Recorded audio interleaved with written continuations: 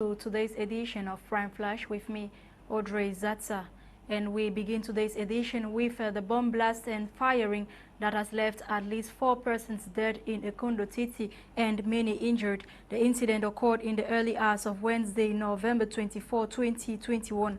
According to locals, a loud explosion was heard around the government bilingual high school Ekondo Titi, accompanied with gunshots from armed men who attacked the school. This followed the attack of 2 other schools, amongst which St. Pius and Redemption Institution. The victims of the attack, Emmanuel Orume, 12 years, Kum Emmanuel, 12 years, 17 years, Joycelyn Iken, 16, and Celestina Fien, a teacher. Let's now listen to this excerpt of the DO of Ekondo Titi.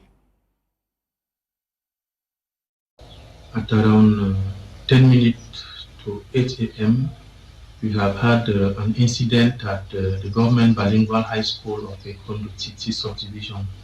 Some terrorist boys who were already ambushed in the school campus opened the fire on the first students and teachers who got to the school. After the incident, we recorded 4 death cases, among them 1 female teacher and 3 students. We also recorded 2 major injuries who have been referred to the regional hospitals of Limbe. The 4 other students injured have been taken care in a local health facility in Limbe, Ekondo Titi. After the incident, we have deployed our security forces, defense and security forces elements to the field, and they are still working to see if they can get the authors of this barbaric act. Immediately after the incident, I made a tour to the various health facilities where the students injured and the corpses were. And I have taken some disposition, first of all, to provide the first care to the injured students, and we have also taken dispositions to transfer the corpses to the mortuary of the regional hospital of Limbe. Not more so, I have had a meeting, crisis meeting, with my defense and security staff, including the head of school institutions, especially the principal of GBHS Ekondo Titi. I have reassured the education stakeholders on the measure provided, which have been reinforced in the various schools so that teaching activities should not be interrupted. During the visit of the health facilities, I have already also reassured the population they should not be panicking. They should not give the go-ahead to the terrorism. Some 300 families and internally displaced persons have benefited from a presidential humanitarian assistance plan in Nangaiboko Upper Sanaga division of the Center region. This was yesterday, November 24, 2021. The items such as buckets, mackerel, and financial support to the families were handed over by the Cameroon Minister of Territorial Administration, Paul Atanganji. The distribution took place at the ceremonial ground attended by the governor of the region, local administrative officials, traditional rulers, as well as members of the parliament. November 25 is set aside to celebrate the International Day for the Elimination of Violence Against Women. The day, which was designated by the United Nations General Assembly, has as focus to raise awareness of the fact that women around the world are subject to rape, domestic violence, and other forms of violences. According to the latest global estimates, nearly 1 in 3 women aged 15 and older have been subjected to physical or sexual violence by an inmate or non-sexual partner, or both, at least once in their lifetime. As the Cameroon government continues to fight against the consumption of drug stakeholders in the sector have pledged to double efforts in curbing the proliferation and consumption of shisha amongst youth, which is on the rise. Eileen Sama has details. Actors and stakeholders in tobacco control in the country met recently in Yaoundé, economic capital city of Cameroon, at a workshop focused on ways to fine-tune strategies to reduce the consumption of tobacco and its effects. The workshop, which was organized by the National Drugs Control Committee in collaboration with the World Health Organization, was characterized by intense debates on the control of the consumption of shisha, a water pipe single or multi-steamed instrument for heating or vaporizing and then smoking either tobacco, flavored tobacco, or sometimes cannabis, hashish, and opium among youths. However, participants at the workshop highlighted that above the difficult control of the product, there exists a problem of compounds absorbed by the consumers which are both strange and overdosed mixtures. Moreover, during the discussions, it was revealed that the puffs of smoke from shisha are 3 to 4 times more harmful than those from conventional cigarettes, with the risks of cancer even higher.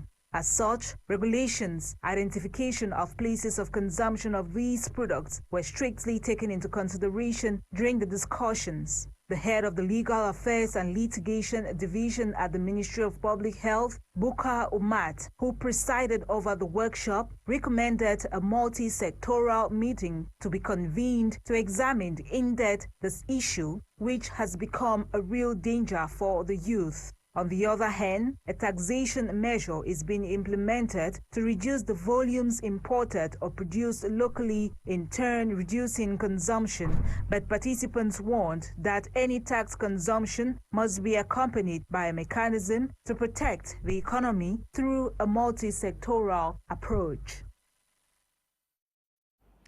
Customs officials have intercepted a truck transporting over 1,000 bags of cement in the north region of the country, illegally imported into the country. The truck transporting the cement and other goods were intercepted recently during a routine check.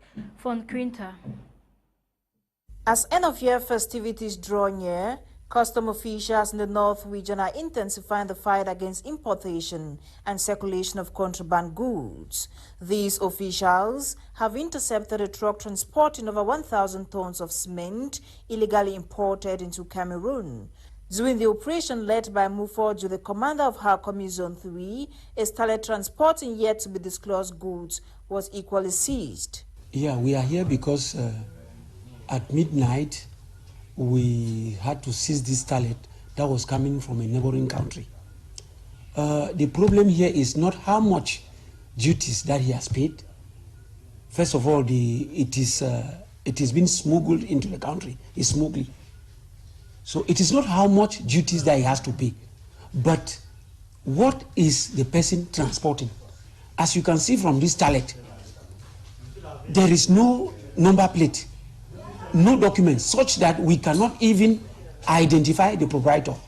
The commander of Harkomi Zone 3 operation further stated their mission is equally to protect Cameroonians. The security of Cameroonians. I think it is time for Cameroonians to think about their security, that the problem of security should be the problem of everyone.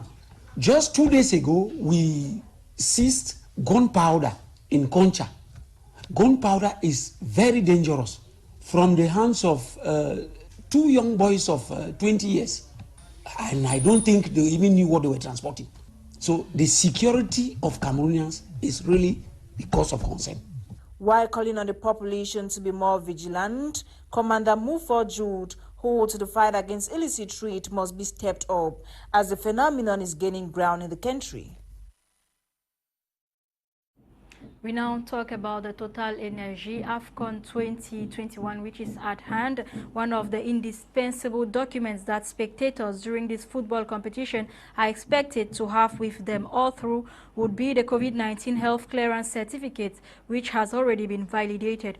Officials say it will be one of the entry visas to all AFCON event venues and one of the security measures that must be put in place to guarantee health safety of spectators for a successful AFCON 2021 organization during this COVID-19 era. Some chicken vendors in the nation's economic capital, Douala, have begun raising concerns about the scarcity in the supply of chickens in the market. The problem, they say, may greatly affect their business, especially during this end-of-year festive period. Dolin Gonde visited some of them. Her report. But it is about December, the demand for chicken in most Cameroonian markets is bound to increase due to the numerous festivities characterizing the period. But on the other hand, supply turns out to be limited. This is one of Douala's busiest markets, where some chicken vendors speaking through our microphone have affirmed the changing realities. The problem is that from the laying parents, we don't have enough laying parents here in Cameroon. So the small one that we have is not enough for everyone. So that is a problem. It's due to the condition, might be of rates of importation, might be high taxes. We cannot have them normally as before.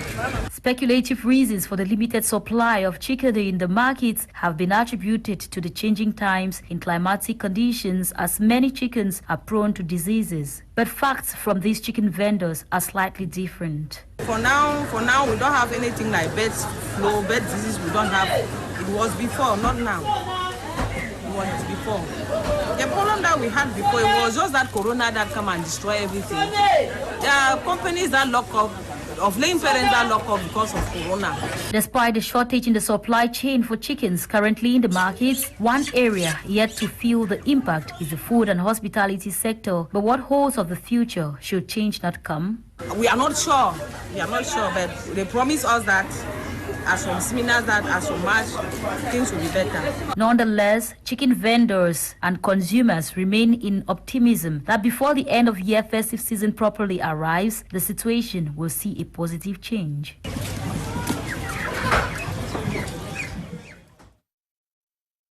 And talking about the end-of-year celebrations, which is at hand, our student journalist on internship, Ekongwe Catherine, made a tour in some markets here in the economic capital to paint a picture of the end-of-year festive seasons. Her report. 1 month into the festive season, supermarkets, business premises and markets are already being brandished with Christmas gadgets. From the flowers to the toys and lots more, the effervescence can be felt. Talking to this salesperson, their reasons for early stocking have been disclosed. I prefer to engage myself in the selling of Christmas products now because my main target in this business is to satisfy the demand of my customers. In November like this, the product are a little bit cheaper than in December, because when we enter in the period of December, the product concerning December like toys, Christmas tree become more expensive. So in order to satisfy the demand of my customer, I start selling them now. So that they can, all my customers can purchase what they can purchase their goods at very low prices. Given that no one makes business to recount a loss, we seek to know the profit margin covered. In the past years, business was a little bit more better than now. You know, with the increase of customs duties, goods are becoming more and more expensive. So, you know, the living standard of Cameroonian now is very low. So, you cannot say the business is growing. But the managing, in fact, is better than nothing. As a consumer of its own product, this is how Mr. Lambo John is prepared to the festive season in advance. I'm already Christmas, so sugar is the period where I enjoy, because by that period, what I sell also is passionate. I put smiles in the face of many children, so it's a period I myself I like, and that's why right now I'm already deep into the Christmas already. At the business premises, the steam is on, as the days number on towards the end of the year festivity. We have come to the end of today's edition. Faithful viewers, thanks for watching. You get details and more stories in our 6:30 p.m. Prime News with Fon Quinter. Coming up next is In the House with Eileen Sama and the ladies. Have a nice time.